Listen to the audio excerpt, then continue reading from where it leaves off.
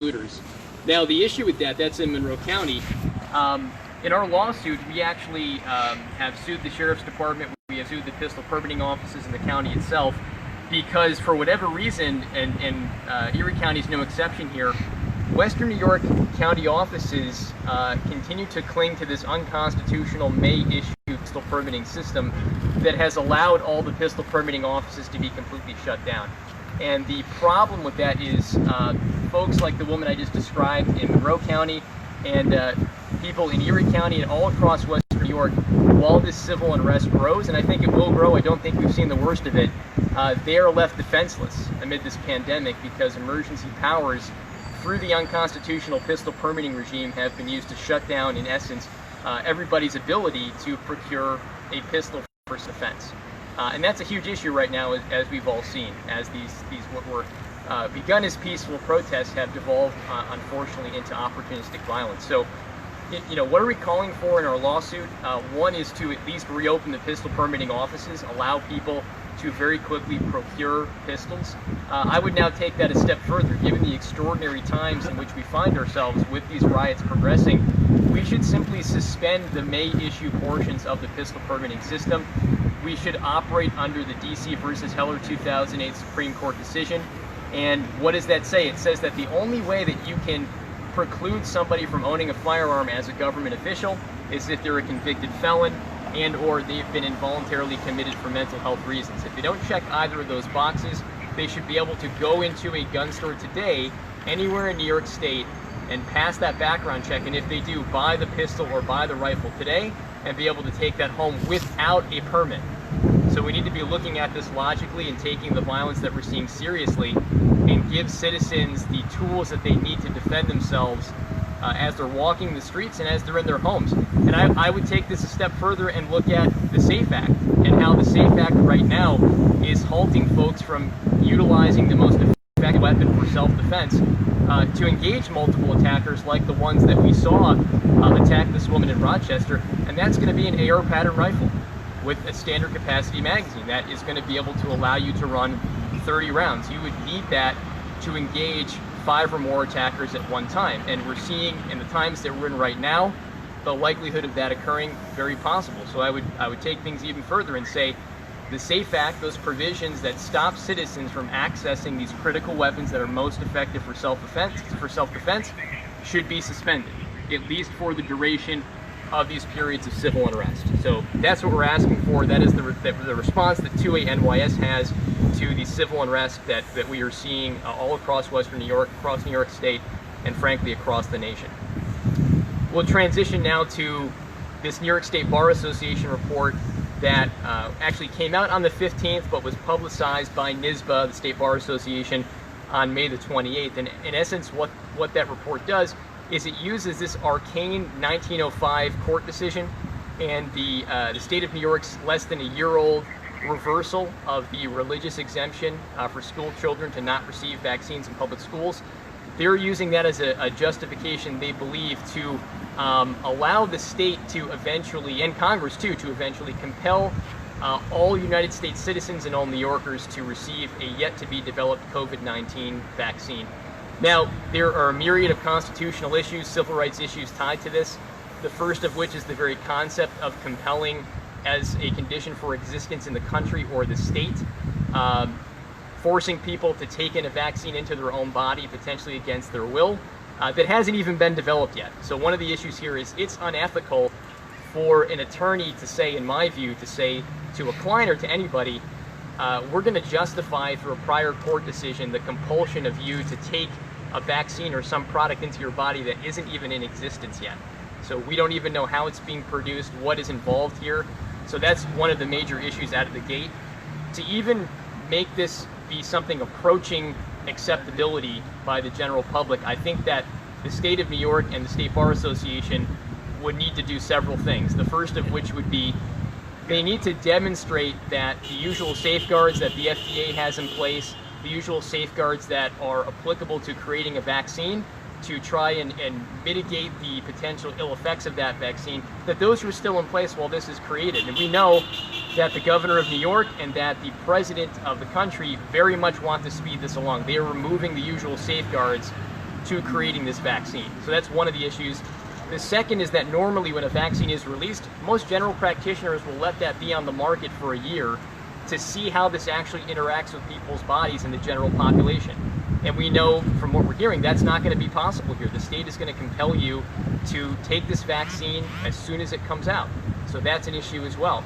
And then one of the final pieces here that's a big problem, where apparently the state and the population of New York has not learned its lesson from the nursing home debacle with respect to COVID-19, is the fact that if you take this vaccine, if you're compelled to take it, and you suffer some type of ill health effect, you're not going to be able to sue the state or federal governments for any recompense for suffering those damages by taking a vaccine that was forced on you. So that's a major issue too.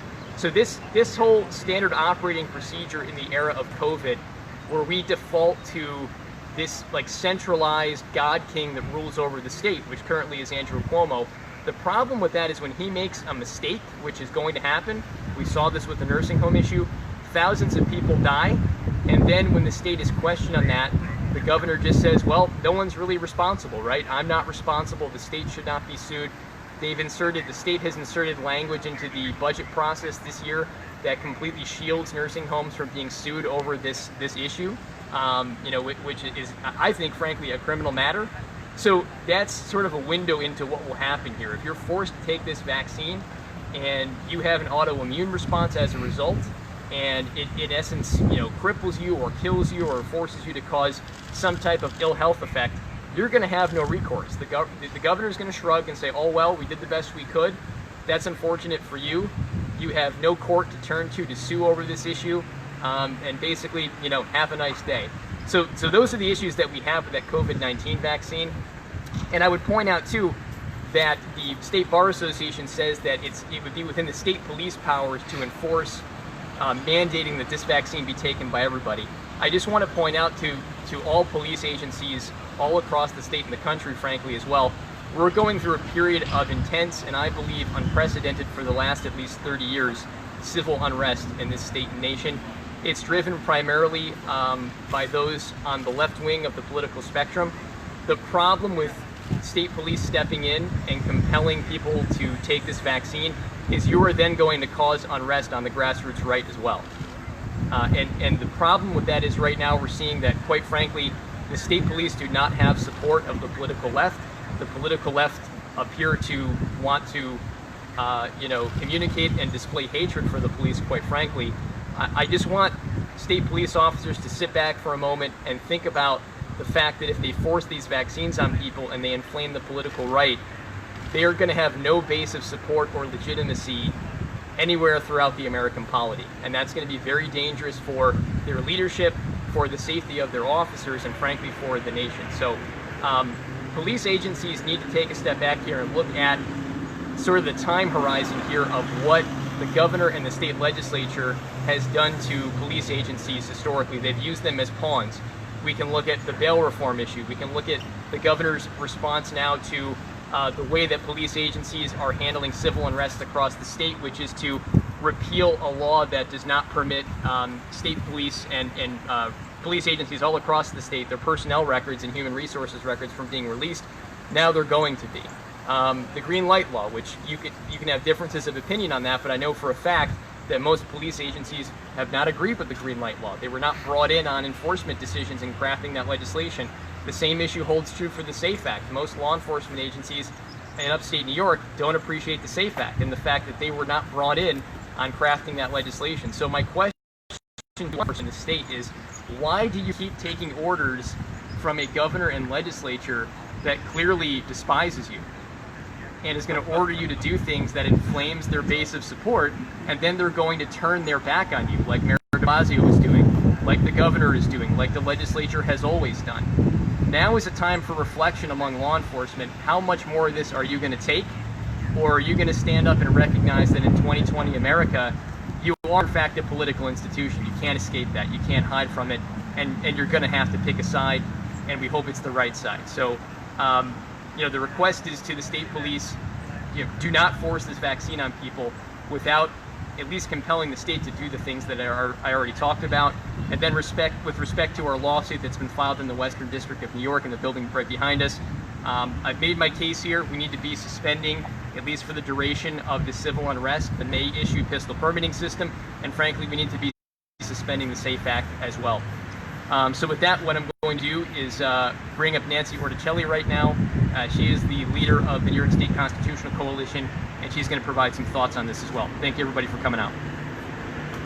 Thank you, Steve. Great job. Can y'all hear me? Yeah. Good morning, everyone. My name is Nancy Orticelli, and I am the president of the Constitutional Coalition of New York State. And before I get to the reason why we're here today, I would like to make a few statements.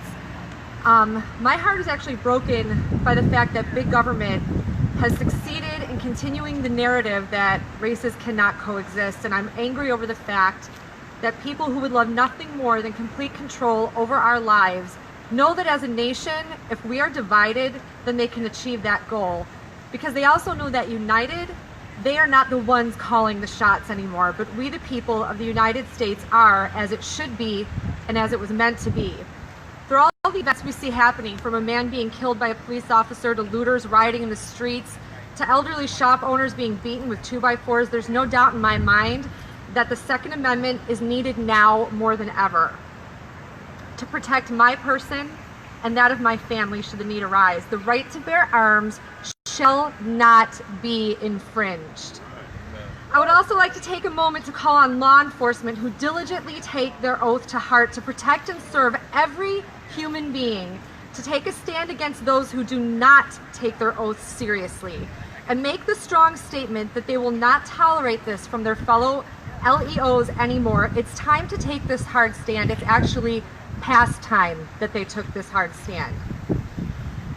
Now to the reason why we're here today. On June 13th, the New York State Bar Association will be holding a meeting. They were asked by the New York State Bar Association President Hank Greenberg to prepare a report on legal issues presented by the COVID-19 epidemic. Why? It's our belief that they were asked by someone else so as to allow the governor to be able to push through a mandated vaccination for COVID-19 and to also have a scapegoat should anything go wrong. He's known for it. Do the names Simonelli, Percoco, any of those names ring a bell to you? Look at recently what just happened with the nursing homes. His own policy and the policy of Howard Zucker, the New York State Health Commissioner, placed infected patients back into the nursing homes and killed over 5,300 human beings. That is criminal, but they have a scapegoat. They blamed the nursing homes. They blamed the president. Cuomo is known for passing the buck on his own crimes to other people.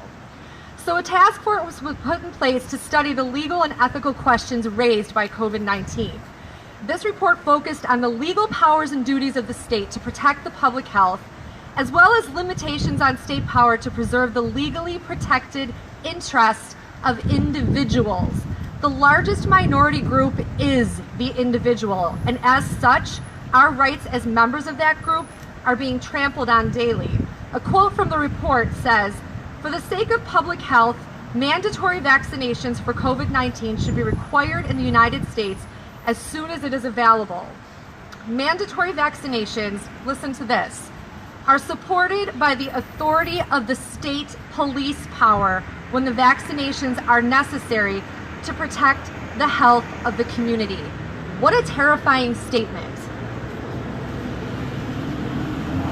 Another quote in the report says, "Constitutional challenges under the Religious Freedom Clause under the First Amendment and under the Substantive Due Process Clause of the 14th Amendment have failed when the individual interests are not strong enough to outweigh the public benefit." That smacks of communism to me. They said the gravity of COVID-19 presents compelling justification for state legislatures and Congress to mandate COVID-19 vaccination. Now, the Fourth Amendment guarantees the right of people to be secure in their persons, their house, their papers, and effects against unreasonable searches and seizures, and it shall not be violated. I cannot think of anything more violating than to be stabbed with a needle and injected with something I do not consent to. The events transpiring in this country and our state are incrementally stripping us of our basic human rights, the right to be secure in your person. to not be forcefully injected with vaccinations not tested, not given at least a year trial to find out any reactions or effects. Starting slowly with the 10-day New York pause, then incrementally increasing the restrictions. Masks, not a problem. Thermal image body scanning, not a problem. Giving our names and checking in each and every time we enter a store or restaurant for data collecting purposes, not a problem. I don't know, maybe we can all wear yellow stars on our sleeves next. Now, forced vaccinations. What's next? When will be the point that you, the people, say, this is enough? When is overreach considered tyranny and injustice? When do we stop allowing ourselves to be held at the mercy of a government bloated beyond control, and we then have no way to defend ourselves because we've incrementally allowed our rights to protect ourselves be infringed? I'm here today as the president of the Constitutional Coalition of New York State to say that we as a group diametrically oppose any forced injections of chemicals into a citizen's person without their consent, and we will not comply. Yes! Nancy Orticelli. That's Nancy Orticelli, Constitutional Coalition. I'm the chairman of the Erie County Libertarian Committee and the Libertarian candidate for New York's 27th Congressional District. I'm going to keep this real short. Wouldn't be libertarian if I didn't talk firearms. So first things first, 2 months ago, the Republicans and Democrats in the state agreed to... There you go. 2 months ago, the Republicans and Democrats came together to grant Andrew Cuomo executive power in New York State. He used that power to send COVID-infected patients to nursing homes and kill your grandma, even though he said that if I go outside, I'm killing your grandma. He used that power to shut down small businesses. He used that power to put people out of jobs. He used that power to devastate small towns and small communities. Now he has a chance, during the turmoil we're experiencing, to use that power to protect the citizens and to protect the individuals. You're seeing an uptick in crime, you're seeing an uptick in turmoil, you're seeing an uptick in conflicts. SAFE Act, suspend the pistol permitting, allow people to defend their property and their life with firearms. To quote Jim Ostrowski, the Second Amendment works. Now, as far as these mandate vaccines go, it's quite simple. And at a time like today, it's a great example of what's going on in this country. The government passes a law that a government agent will kill you to enforce. If you don't believe that, you're not paying attention. Across the country, people are being killed by the government for victimless crimes. And in some cases, like the woman in Kentucky, they are being killed for existing. Like Duncan Lemp in Maryland, they are killed for existing. So let's get this straight. The government is going to pass a law mandating you take a vaccine. If you take Nancy's approach and do not comply, what is the state going to do? Are they going to send men to your homes to force you to take it? Are they going to send men to your work to force you to take it? What if you resist? Will you be shot as well? As evidenced by recent events, that's not a far-fetched situation. It's not a far-fetched scenario. It's a question worthy of asking. Doing this at this time is pretty disconnected from reality and the turmoil that everyday Americans are facing today across the country. Cities are burning, riots are happening, looting's occurring because of a man getting shot by a government bureaucrat enforcing a government law, a victimless crime. So you're going to put more laws on the books that the government's willing to enforce by potentially killing their own? I highly question the ethics here by Andrew Cuomo and this board to force mandatory vaccines. So I want to thank you guys for tuning in. Thank you guys for coming out. I'm going to bring Nancy and Steve back up, so if you guys have any questions, you can fire away. But thank you. What's your website? DwayneWhitmer.com. Good one? No. Oh, all right. No question, Alex. Well, I'll just say thank you everybody for coming out. I know initially, again, this press conference, when it was called, was going to focus solely on the COVID-19 vaccine, but again, I thought we'd be tone deaf to not address some potential solutions to the unrest that we've been seeing over the past 72 hours, and that will likely continue and frankly, unfortunately, get worse. But the common thread here to both of these situations and scenarios is that the solution to this is not increasing the size of government, which it appears that people on both sides, on the left and on the right, presently are interested in doing. The solution is to go back to first principles and shrink the size of government, put the government back into a situation where it does not have such a totality of power over everybody's lives, that every 4 years we're in this death struggle to take control of it so we can impose our will on everybody else. The solution here is to go back to first principles, give everybody the basic dignity of fundamental rights, those enshrined in the Bill of Rights, which apply to those both on the left and the right. And if we're successful in doing that, if the left is successful in doing that, if the right is successful in doing that, if the middle and law enforcement are successful in doing that, we'll be in a much better place. So with that, if anybody does have any questions, we'll take those now. Yeah. So guys, all across the world right now, in several countries, there was no shutdown at all. Every leading viral scientist at this point, epidemiologist, from the beginning of this, stated 3 weeks to peak, 5 weeks to be gone. That is proving true at this point in countries all over the world and in states all over this country. Right now in England, and in several other countries across the world, they are saying that COVID is gone. Are you guys going to utilize that and apply that with the argument that you have with this case against mandatory vaccinations? There's some potential for that. I think based off of my review of the court documentation, we actually have the attorney here. Some of those arguments are made, and of course there's an opportunity to amend the complaint and